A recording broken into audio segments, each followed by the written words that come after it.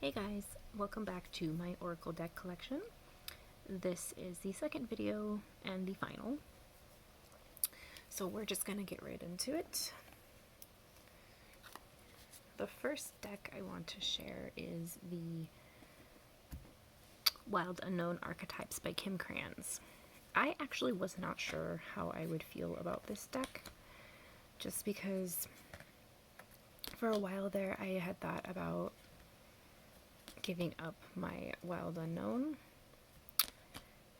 tarot, and then I had ended up picking it back up and realizing how much I still loved it, so I decided to pick this deck up, and I was really blown away. The only thing I don't really like is that it is really big, and that's kind of hard for me, but other than that, it is an incredible deck, and I've been kind of interested in learning about the archetypes. Also, to be perfectly honest, I really do adore Kim Krans and her artwork. If you read the guidebook on this, it makes this deck all the more special and all the more powerful. So yeah, this deck is really, I think it's honestly a very powerful deck. The next one is another one that's new to my collection and randomly ended up in my life by weird happenstance. Excuse me while I adjust there. But you guys saw me unbox this on my channel because I had won a Witch's Moon giveaway, which blew me away. But this is the... Why am I blanking on the name all of a sudden? Oh, The Keepers of the Light by Kyle Gray. Whoops, bumping the camera. I have not worked with this deck yet. I just have not gotten a chance. I've only had it for, I think, a week or two. I think I actually got it last week. But the artwork is by Lily Moses, who did the artwork in Angels and Ancestors, and I really, really enjoyed that deck. I like that deck more than this one. There's my girl Freya. And I don't know how I will feel about this deck, but we will see, because I do want to read with it, and I do want to see what my thoughts are on it. But I did want to share it since it is in my collection, and even though I have not worked with it yet, because I have not had it for very long, it is part of my collection. So that I can't keep wanting to say Angels and Ancestors. That is Keepers of the Light by Kyle Gray. I cannot talk tonight. The next one is a deck that's very near and dear to my heart. I did a video of this on my channel. This is the Personal Power Oracle by Deja DeWitt. I love this deck. I love her artwork. She is amazing. She has another one called My Quality Time Self-Care Oracle, and I haven't gotten that one yet, but this one, I have even brought this to therapy, and this deck has really been incredible for me. And it is all about self-empowerment, and her artwork is just so beautiful. I truly love this deck. It is a wonderful empowerment tool. And it's just so cute and pretty. Because that's always a plus. The next one is a newer one to my collection. Somewhat. I actually got it, I pre-ordered it, because I'm a big fan of Danielle Noel. This is the Starseed Oracle by Rebecca Campbell, and the artwork is by Danielle Noel. I do love this deck, just like I do love the Work Your Light. But there are some things in here that I can't quite get my head around, just because it's a little too out there for where I stand in my beliefs. That being said, though, there is a lot of spiritual messages to this deck, a lot of empowering messages. I love this card. There's a lot of and Danielle Noel's artwork I'm just so in love with. So truly, I honestly just love looking through this deck. This is another favorite of mine, and flipping through it, because I feel calm when I do so. So yeah, that is the Starseed Seed Oracle by Daniel Dwell. I wanted to say the Star Child, and I was like, that's the Star Child Tarot. The next one is a Goddess deck, and this was given to me by a good friend. I've actually trimmed this. This is the Goddesses and Sirens by Stacey DeMarco. It had this kind of like opaque border around it, and I actually trimmed it off just because the cards were a little too big for me, and I just don't like when that... Like, I have a hard time shuffling cards that are huge. But I do really like this deck. I like... my friend said that she didn't care for it because the depictions were sort of comic booky in the art style, but I actually really like that about it, being a comic book nerd myself. This deck has a lot of just fierce warrior woman power to it, and I really enjoy that quite a bit. And I really think this deck is like, these women are gonna rule the world. Like, I just love it. These goddesses, they did. So this is the Goddesses and Sirens by Stacey DeMarco. The next one is another one I really love, and it is kind of a unique one. This is the Magic and Mediums Oracle by Anya Reed. The artwork is by, oh, why can't I remember her name right now? I'm so sorry, I'm blanking on the artist's name, but the artwork is just beautiful. I love this artist's work.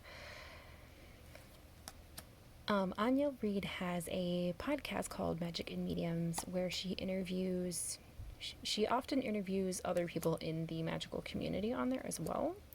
I know she had Shaheen Miro, who is the co-author of Tarot for Troubled Times, on there within the last 6 months, I believe, and I really enjoyed listening to their conversation. But I love her deck. This is a wonderful deck, all geared around magic, and I find it really empowering, honestly. And this is another one that it just helps me stay connected to my power as a witch. I love this card too. And it's so beautiful. Her guidebook is pretty meaty. She's got a lot in there. She has divination meanings for these cards, as well as suggestions for magic. And that card is just, whoa. Yeah, she really put a lot into it, and it's a unique deck, and it's really, really fun to work with.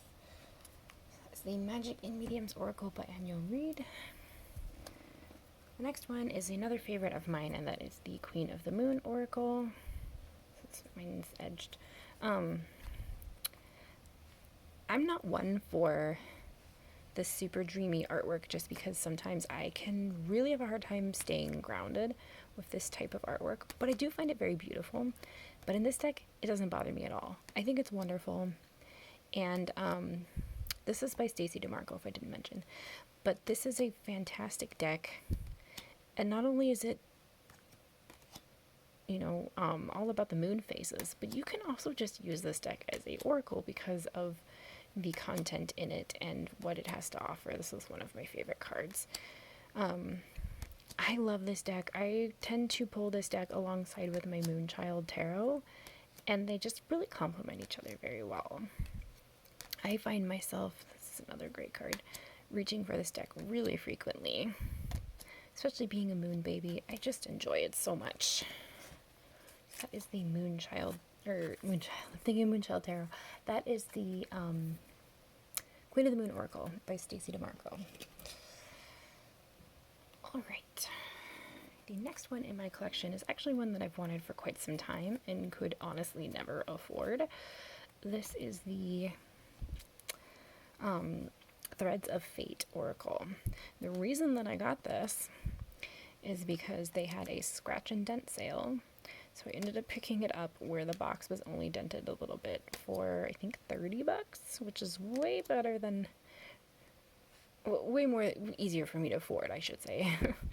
So I was really excited about that because it made me be able to get this, and I don't mind that the box is dented a little bit because this is a very beautiful deck. It reminds me a lot of the Star Child Tarot, and I really, really like the the cards in it. The artwork in the guidebook, the artwork is explained as to why these were chosen the way that they were. And I always really love it when artists do that. I love this card. Just because I want to know what they, like, what inspired them to choose that imagery or that symbolism, and, you know, how it connects to the message and what they're trying to convey and stuff. But, yeah, I enjoy this deck so much. This is the Threads of Fate. And then the last deck in my Oracle deck collection before we get to the 2 Lenormand decks that I have is one that everybody has seen. This is the Earth Magic Oracle by Stephen Farmer. Most people actually, this was their first Oracle deck. I actually was gifted this by a really good friend of mine. She passed it along to me. And I love it. It's a very well-rounded deck. It's a good workhorse. There's a lot in here.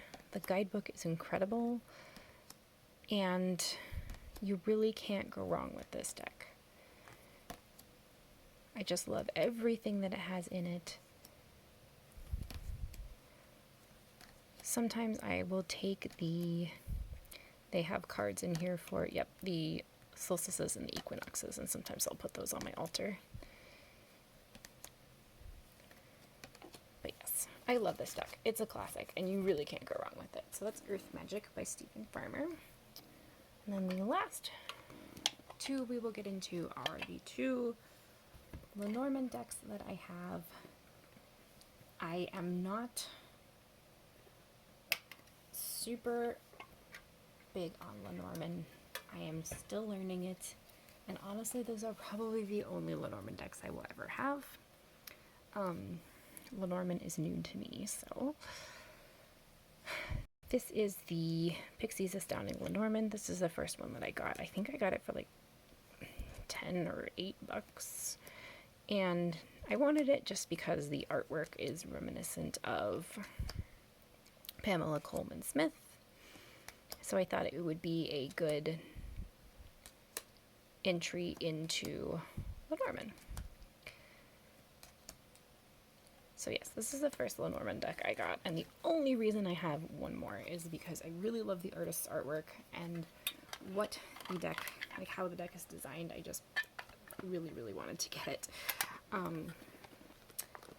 So that one is if I can get, there's a ton of extra cards in here. There we go. I should have been more prepared with this one, but that is the Claire de Lune Lenormand by Torian, and everything that she has drawn in here looks as though is painted in moonlight. So it's just a stunning deck, and I really wanted it in my collection because it's just that beautiful. I really couldn't resist. So that is my only other Lenormand deck, and those are probably the only 2 that I will have, because they are the only 2 that I need. Lenormand is fun, but I don't really see myself reading with it too much. I definitely don't mind exploring with it, though. So I'm happy with just those. So that is all for my Oracle deck collection. I hope you guys enjoyed these videos, and I will see you in my next one. As always, blessed be.